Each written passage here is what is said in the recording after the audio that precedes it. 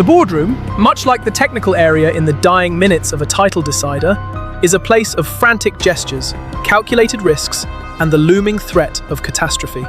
On Friday, amidst the plush surroundings of a London shareholders' meeting, the Premier League clubs finally engaged in the administrative equivalent of a tactical overhaul, voting to discard the maligned Profitability and Sustainability Rules in favour of a new, supposedly more robust financial architecture starting in the 2026 to 2027 season. If PSR was a rigid, outdated 4-4-2 that left clubs exposed on the counter-attack, the new regime is an attempted implementation of a fluid, high-pressing positional play system, complex, demanding, and utterly unforgiving of structural weakness. The headline act of this summit was the rejection of anchoring, a concept that felt doomed from the moment the superclubs realized it might actually curb their hegemony.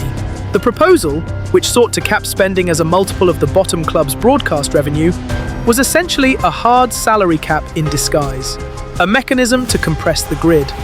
It was voted down emphatically, with only 7 clubs in favour and 12 against, a result that Gary Neville might characterise as the inevitable victory of self-interest over the health of the ecosystem.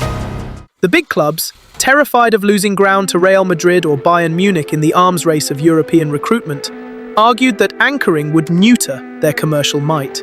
It is a valid concern, but one that conveniently ensures the gap between the chaotic middle class and the elite remains a chasm. With anchoring dead, the league pivoted to the squad cost ratio, SCR, and the sustainability and system resilience, SSR, measures, creating a financial landscape that is arguably even more labyrinthine than the offside rule. The squad cost ratio, passed by a margin of 14-6, is the tactical pivot upon which the future of the league now turns.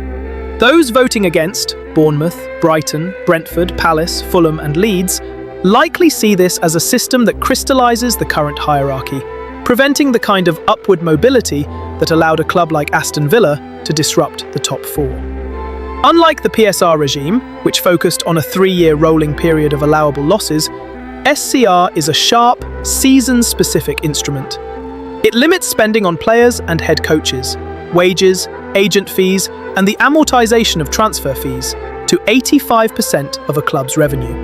Crucially, revenue here is defined as football-related turnover plus net profit from player sales.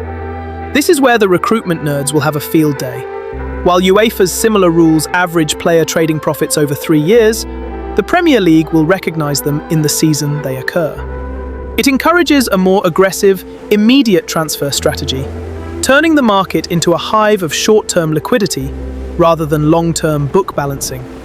The divergence from UEFA's regulations is a subtle but significant piece of administrative manoeuvring. European football's governing body demands a squad cost ratio of 70%. The Premier League, in a bid to allow the aspirational clubs, those not gorging on Champions League revenue, a chance to compete, has set the domestic bar at 85%. This extra 15% buffer is the league's attempt to maintain the competitive balance and the chaotic narrative drama that sells global TV rights. However, the system is designed to catch you out. Clubs will undergo a compliance test on March 1st based on projections. Fail that, and you face the accounts confirmation test in June. It is a high-line defense. Get the timing wrong, and you are through on goal for a sanction. To understand the mechanics of punishment under SCR is to delve into a world of green and red thresholds, a system so convoluted it feels like it was designed by a committee of actuaries trying to explain the concept of expected goals to a casual observer. The green threshold is the standard 85% limit. However, clubs can spend up to a red threshold, initially set at 115% of revenue, without facing a sporting sanction, provided they are willing to pay a financial levy. This is the feedback loop, a term that sounds like something out of a Pep Guardiola tactical briefing, but is essentially a mechanism for punishing ambition with a hangover. If a club spends 100% of its revenue on squad costs in 2026 to 2027, exceeding the green limit but staying under the red, their red threshold for the following season drops to 100%. You borrow from your future stability to fund present glory. Conversely, Compliance allows you to build that threshold back up in 10% increments. It forces clubs to think cyclically rather than just throwing cash at a problem until it goes away. The punishments for breaching the red threshold are where the teeth of the regulation lie, and they are sharper than anything we saw in the dithering days of PSR. A breach of the red limit triggers an automatic minimum 6-point deduction. For every £6.5 million spent over that limit, another point is stripped away. Perhaps most critically, these sanctions are applied in the season of the breach. The days of dragging out legal battles while the season concludes, leaving the relegation battle in a state of asterisk-laden limbo, are theoretically over. It brings a brutal immediacy to financial mismanagement, akin to conceding a penalty in stoppage time. There is no VAR check that takes 3 months. The points are gone. Fascinatingly, this new era spells the end of the fiscal levers that became the hallmark of the PSR endgame. Under the old rules, clubs like Chelsea could sell hotels, car parks, or women's teams to themselves to paper over cracks in the balance sheet, a practice that was technically legal but ethically dubious, the financial equivalent of diving to win a penalty. SCR focuses purely on football revenue. Those internal asset sales are now excluded, aligning the domestic game with UEFA's stricter standards. If you want to spend, you must generate legitimate revenue or sell players. The loophole has been closed, forcing owners to rely on tactical acumen in the market rather than creative accounting. Running parallel to SCR is the Sustainability and System Resilience (SSR) framework, passed unanimously because, frankly, no club wants to admit they are on the verge of insolvency. This is the unsexy, nuts and bolts infrastructure of the regulation. It requires clubs to maintain liquidity, hold £12.5 million in working capital, and pass a stress test that simulates an £85 million financial shock, essentially asking, can you survive relegation without imploding?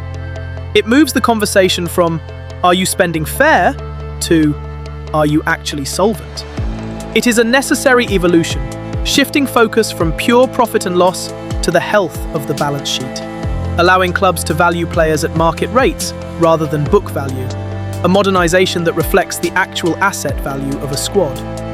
We are looking at a future where the financial table is as important as the league table. The clubs most at risk are those like Nottingham Forest, Fulham, and potentially Wolves, whose wages to turnover ratios have historically flirted with danger.